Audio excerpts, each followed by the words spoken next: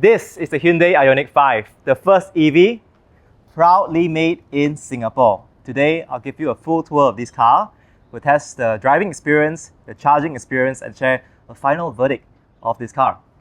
This car is made in Hyundai Motor Group's Innovation Centre Singapore. They call it HMJIX in Jurong. We had a chance to tour the facility 2 weeks ago where they assembled this car. You can find a link to that video above.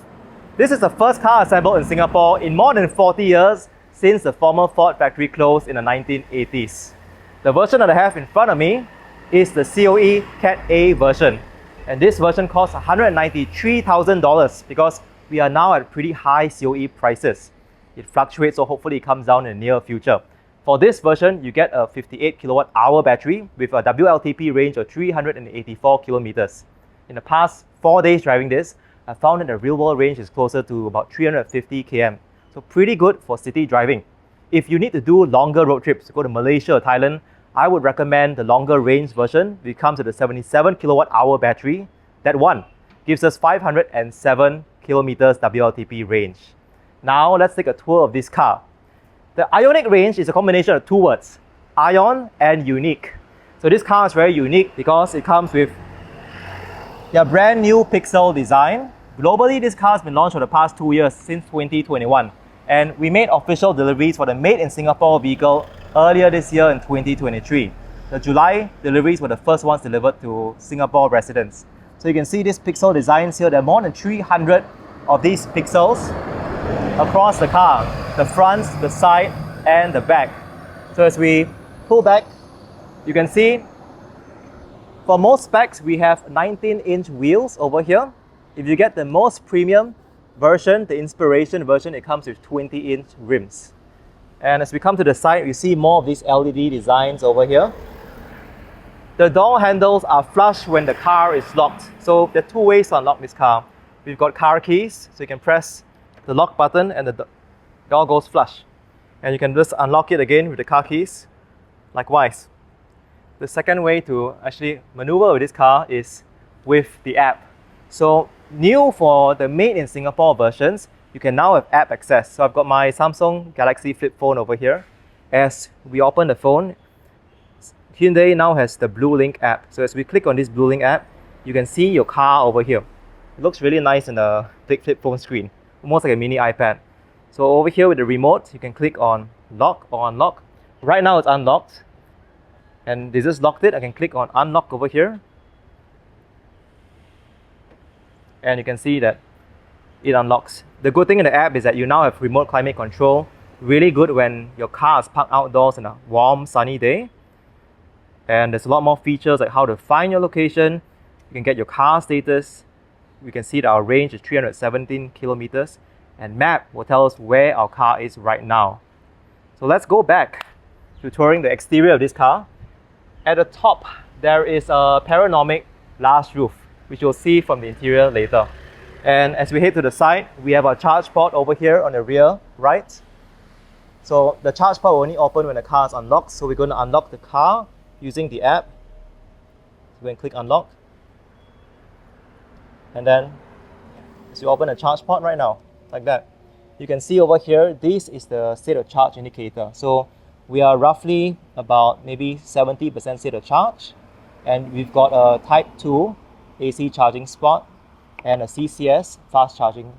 The Type 2 charging is 11 kilowatts and the CCS fast charging can go up to 350 kilowatts really fast. You press this button to close it. Towards the back, you get more of the iconic Pixel design over here. You can see the lights. And when we lock and unlock the car, you'll see the lights come up. So let me unlock the car right now. You can see a little the design. And the trunk is really spacious. We've got about 531 liters of trunk space over here. There's some hidden storage below. And of course, you've got the tonneau cover for a bit more privacy to cover this if you want to. Hyundai says you can also remove this part if you need to as well. You can fold back the back seats and get about 1600 liters of total storage space if you need to. So that's the rear. It's quite high, so you can actually just sit down. No camp mode yet, so hopefully we have an opportunity to lay down beds and go camping. with our Hyundais. So as we come back, we press this button to close the trunk. Because it's an EV, there's also a frunk, and the frunk for the rear-wheel drive version is a decent size, unlike the all-wheel drive. So let me show you how to activate the frunk. So over here, you've got to activate the frunk using this lever. Pull twice.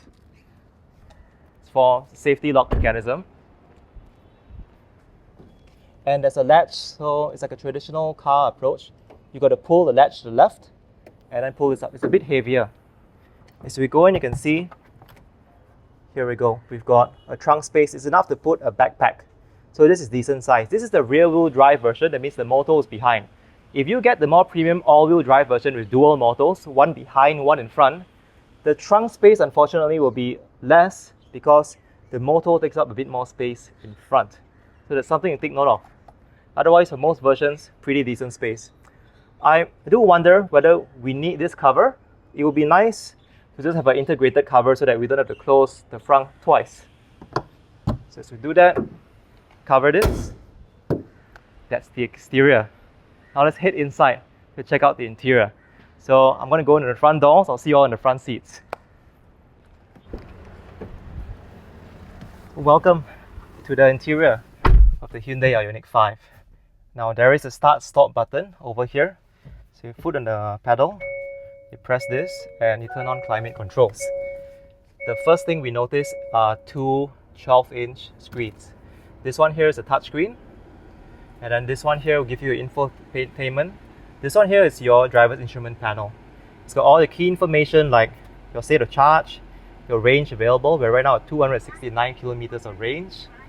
And here they have their built-in map. They also support wired Apple CarPlay and Android Auto. Now for the wired connection, you have to plug in this USB-A port below. So only this port has data connection. There are two more USB-A ports here. This is just for power. So with that plugged in, we then have to plug into a phone. I have my iPhone, so let me just show it to you on my iPhone. As you plug in here, this is for Apple CarPlay. And you just go over here to click on this control, Apple CarPlay, and you can see my Maps navigation or any other apps that I use as well. So that's how it works. One downside of doing so is that it's still wired. So hopefully for Hyundai, when they do a 2024 upgrade to this car, that we can go wireless. Because now when it's wired, that's the only way I can charge my phone, and I wouldn't want to put my phone down here because it may rattle if my car is moving quickly. If I put it down here, I can't use the wireless charger down here. This is the wireless charger. It's because it's already wired. So I unplug it. Down here, you got one wireless charger for the phone. So that's where it is. Then you got a bit more storage space. So you can see the lights going on. I think it's charging wirelessly. You've got two cup holders over here. Now this island here can be pulled back and forward. Now the benefit of pulling it back is it gives the rear passenger access to it, and if let's say I'm parking in a tight parking spot, I can exit from the front passenger's door as well, because I can just pull my foot over very easily. Apart from that, there are still many buttons over here. What you see over here is this is the drive mode selector. There are three drive modes. Sport, everything turns red. We've got Eco, you get a little bit more range, 276. Normal, 268. When you go back to Sport, you can see the range drops a bit because it's just using the motors more to give you more performance. The turn signals are here on the left stalk. So left turn. So when you make a left turn or right turn, the blind spot indicator cameras will show up and allow you to see it. It's really nice. Now for this version that I have here, the Prestige version, it also comes with a heads-up display. The heads-up display can only be seen directly from the driver's view. So if we bring the camera just right here like this, you should be able to see the heads-up display right now, 0 kilometers per hour. So it's also going to show us the blind spot indicators. It chimes in red when the car's to your left or to your right when you're making a turn signal.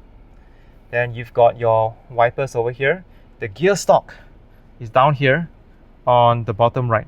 So I pull it forward for drive, pull it back for reverse. In reverse, you can see this 360 bird's eye view camera. And the good thing with this camera is that it's really good for parallel parking as a visitor's experience. Let me just do a very short demo. So as I go forward right now to the next lane, you can see that it's just showing the whole view in the cameras of the car going to different lanes. And I can tell very clearly that where I'm in the box. And the stop, if I want to reverse, because I just crossed the box line, go back a bit, that's it. I press P inside the stop. So I think cameras are really amazing. You can see inside the cabin is really spacious. This glass roof can be closed in case it's very hot or very sunny. You just pull this lever over here. And it closes two ways so that it closes faster. In many cars, it only closes from one side. This one allows you to close both sides. If I open it again, it just takes you 5 seconds. That's it. Really fast. The lights here are really bright. So at night, it really illuminates the entire cabin really well. The climate controls are over here. You can press this button as well to manually trigger the cameras. And just press this again to go back. So as we tour the front, now let's take a look at the back seats to see behind. Welcome to the rear of the Hyundai IONIQ 5. The door handles are interesting. You just actually put your hand inside this slot. For some of my friends, we had to take a while to figure out how to close this. It's a very spacious cabin in here. You have no transmission tunnel because it's an EV. There are two USB-A chargers. Another special thing about this car is that you've got vehicle to load. So when you slide this port open, you see a 3-pin. You can actually just plug it in over here. You can charge your devices, your laptop, or I want to charge my Samsung Galaxy phone. Just plug it in like that, and that's it. It starts charging. In the back, I can then enjoy the panoramic glass roof. And if it's a very sunny day, as you saw earlier, you can always just cover the shade at any time. Or you want a bit less light and you want to sleep. Over here, you've got your cup holders in the middle, 2 cup holders. There's a lot of space. The seats are a 40-60 configuration. As you lay them down, you can put down your golf bags. You go to IKEA. This is a great family car. There's a lot of space for everyone. For long road trips, I highly recommend it. And you can sit 5 adults comfortably. You see in the middle seat over here. Not a problem at all. Lots of good leg space over here. Now that we've seen the rear, let's go in front again. And we're going to just test drive the driving experience. Find a nearby charging spot. So we'll see you back in front. Now that we're back in the front seat, let's find a charging station. Now we're going to demonstrate this on an iPhone. You saw it with a Samsung phone. It works really well on both Android and also on Apple phones. I'm going to use the SP charging network as you've seen in many of my videos. So let's go to EV charging. It will show you all the nearby locations for charging your EVs over here. If you don't want to do that, we can also just click on the map. Let's say we want to go to Gardens by the Bay. And I want to go to the slow chargers over here because Gardens by the Bay is a very nice view of Marina Bay Sands. So as we click on this charging icon, we've got 2 slower AC22 chargers. It's 60 cents per kilowatt hour. I can click on directions and open on Google Maps. And when I'm ready, I'll just connect this to the wire for wired Apple CarPlay. It's reading the device right now. And it says Apple CarPlay connected. They have built-in maps, however, I found that the Apple and Android maps are currently still better than the built-in maps. So once it's done, I go to Apple CarPlay, I click Start, head northeast, and I leave my phone inside. Now how do we go forward? Just on the gear shift, it's on park mode right now. I go to drive. And another thing to notice is that there are 4 levels of regen braking in these 2 pedals over here. Right now it's at level 3. I always want to use single pedal driving. However, every time the car stops, it will reset to a maximum level 3. So you want to change it, just click on it, it goes to iPedal. iPedal would be basically, you don't need to press the brake for the car to stop. So if I just accelerate a bit, I let go of the accelerator, the car comes to a full stop by itself. That's iPedal. And that's my preferred way of driving an EV. So now let's go to this EV charger, 7 minutes. And along the way, we'll talk about the driving experience. So as I make a right signal, I see the blind spot indicator come up over here. It's all clear, and we can make a turn. This is a pretty big car, so you do have to pay attention. It is a wider turning radius. Look, black Tesla. You can see, compared to the Model 3, this is a much bigger car. Like all EVs, it is also a quiet car. So I had a friend who was driving an ICE car, came to ride on the Hyundai IONIQ 5, immediately noticed how quiet it was. The second is the instant torque. All EVs have instant acceleration. This car goes from 0 to 100 in 9.5 seconds. If you get the more premium specs, it does it in around 5 seconds. So all clear. So it nicely integrates with the maps on your Apple CarPlay. And you can hear the voice assistant gives all the guidance as well. We are going to make a left turn.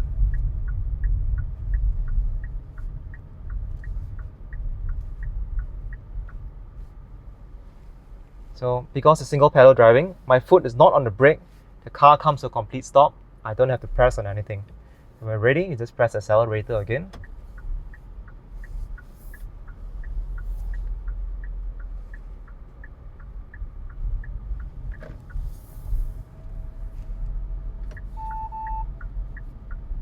That chime means that there's a car in our blind spot, which was that van over there. So as we come to a stop, right now I'm using normal drive mode. If I want to change the drive mode, I can just click on this button. Everything turns red. I'm now in sport mode. So the car is more responsive at the expense of slightly less battery efficiency. Talking about efficiency, the efficiency of the Hyundai EVs are among the best in the industry, neck to neck with Teslas. So that's one good thing coming with getting this car. Now in the sport mode, you definitely feel a lot more responsiveness. As I press the pedal, you can see it's going faster, accelerating faster. In a heads-up display, I get to see the speedometer directly in front of me, so that's one nice convenience. As I punch the accelerator a little bit, you can see instant torque. Things move really quickly here.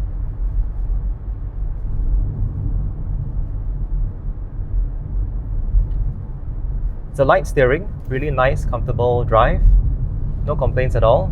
Very good visibility. Rear visibility is also quite wide. Now one thing I'm noticing though is we wanted to navigate to the Bayfront charger. However, this one seems to be bringing us to the main EV charger in the main entrance of Gardens by the Bay, which is okay. There are a lot of EV chargers in Singapore. This is a short Singapore tour. And here we are at the iconic Gardens by the Bay. Continue straight, then your destination will be on the left. Now the EV charger is actually down here in this basement car park.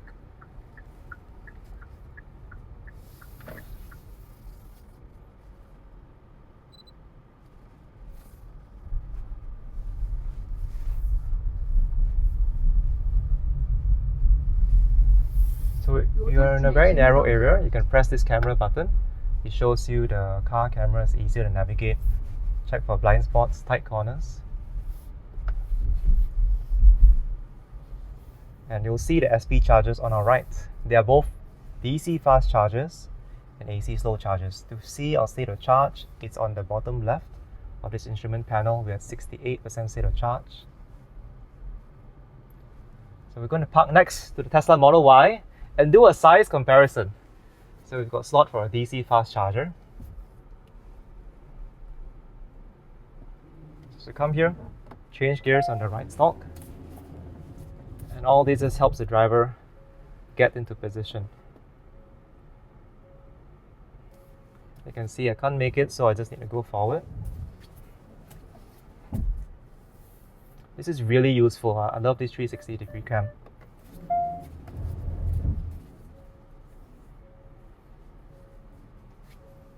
So let's make our way in. I'm relying a lot on cameras, of course. You should always check with your own eyes as well. So head all the way in.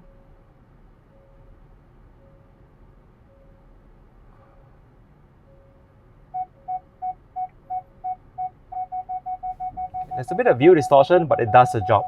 So we're ready to press the park button. The EV start stop. And now this works both ways. I can remove my phone right now because my SP app's in here.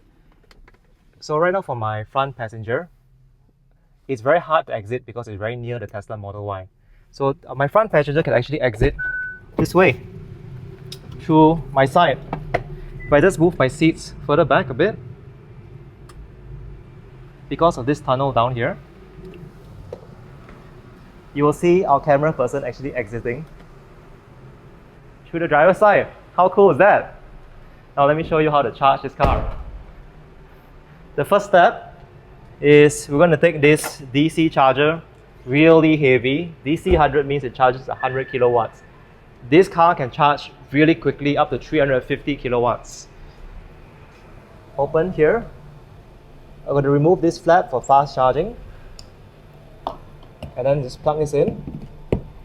Then step 2, I take out the SP app and I'm going to scan the QR code. Down here. It will then show, okay, this is the price you pay, 65 cents per kilowatt hour. If you're happy, you click start charging. So you click the button, you come back to the charge port. It usually takes about 10 to 15 seconds. Once you hear the fans starting up, you're on the right track. You can see that charging is going to begin very shortly.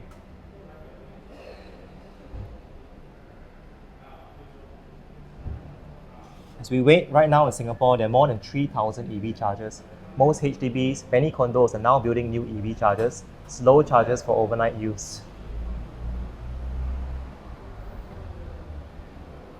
This one is taking a while. I can see now it's charging. So if it's blinking, usually it means that it's charging already. So over here. So this is a good opportunity for me to show you the app and what it can do. The good thing with the app is that we can remotely check the status of our car, especially if you're going for a meal. We don't want to hog the charger because this is a fast charger. It's showing us here 32 minutes to complete charging. You can see that it's the charging status here, where right now it's 70% state of charge, and all the key stats are over here. We can even schedule or start charging to start and stop at a particular time, and there's so many more features in the app available. The lights, the charge port, turning on climate control, the horns as well. Let's click on this and see what happens. Yeah, let's try. So you need to enter a passcode because this is the company's car. So as I click on that, really loud. Here's the Hyundai IONIQ 5 next to the Tesla Model Y. Both are similar dimensions, both are very spacious EV SUVs, which brings me to some of the advantages of this car. Apart from the great space for passengers, it's also very spacious for cargo. The trunk is large and there's a decent sized front, especially on the rear-wheel drive versions. It's got a distinct design, so you can see with the pixel design here, the IONIQ range stands out even from afar. Another good thing with this made in Singapore version is not only does it provide local jobs, local expertise, it also brings the Hyundai app access to the cars.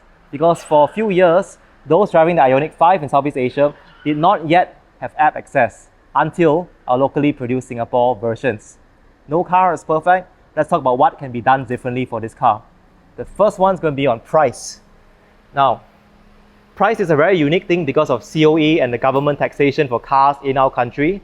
For the Tesla Model Y, which is a very popular selling car, in fact, this year is a top selling car in 2023, this starts at 267,000 Singapore dollars.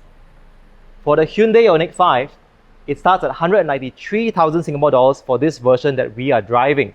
However, this is a category B car and this is a category A car.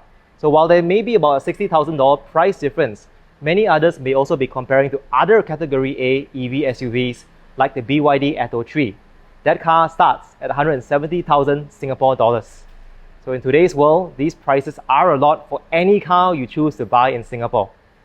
The second consideration is range. Now with the Tesla Model Y, you get about 450 kilometers real-world range. With the Hyundai IONIQ 5 with the 57 kilowatt battery version, we get around 350 kilometers real-world range. Now for context, if you want to do a road trip from Singapore to Kuala Lumpur, that is 350 kilometers. You need some buffer for stops, for traffic. So you ideally want an EV with at least 400 kilometers of real-world range to bring you on road trips to Malaysia. So hopefully in the future, Hyundai would increase the battery capacity even for the entry-level rear-wheel drive versions. If you're only using this car For city driving, that's no problem at all. Let me know what you think about the Hyundai IONIQ 5 and any questions that you have.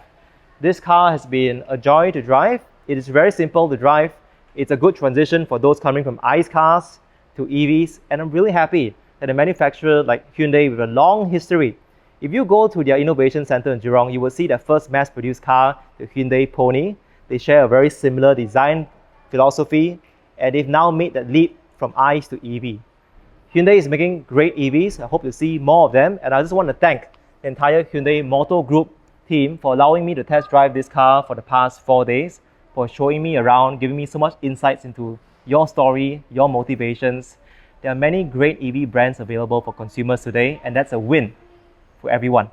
If you found this video useful, please click the like button, hit subscribe to stay updated to more videos on EVs. Now that we finished filming the video, I actually got a call getting in from the passenger side.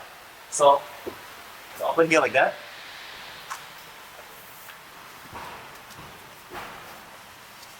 Ta-da! This is actually pretty cool. I thought it was a gimmick at first, but I'm actually using this feature a lot to come in and out. Thank you so much to kind friends for helping me film this video.